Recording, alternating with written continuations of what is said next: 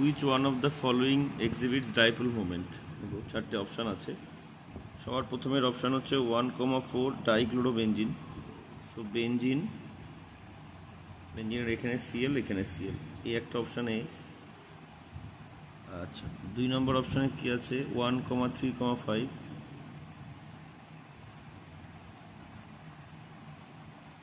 এখানে, এখানে, এখানে 1,3,5 ট্রাইক্লোরোবেনজিন, এটা 1 নম্বর, এটা 3, এটা 5। ট্রান্স 1,2 ডাইফ্লোরোইথেন, ট্রান্স বলেছে, ট্রান্স। ইথিন বলেছে, ইথিন, ইথিন মানে carbon carbon double bond. Fluoro বলেছে, ফ্লুরো। ট্রান্স বলেছে মানে একটা ফ্লুরিন এদিকে, একটা ফ্লুরিন এদিকে, আর এদিকে দুটো এইচ থাকবে। লাস্ট বলেছে ওয়াটার,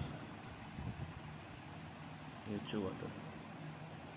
এবার বিষয়টা হচ্ছে এই চারজনের মধ্যে এর মোমেন্ট এদিকে থাকবে, এর মোমেন্ট এদিকে থাকবে, তো রেজাল্টেন্ট ডাইপোল মোমেন্ট 0, দুটো তো সেম মোমেন্ট। আচ্ছা, এর মোমেন্ট আর এর মোমেন্টের রেজাল্টেন্ট মোমেন্ট এটার সঙ্গে এইটা উল্টো দিকে আছে, তাহলে এরও ডাইপোল মোমেন্ট 0।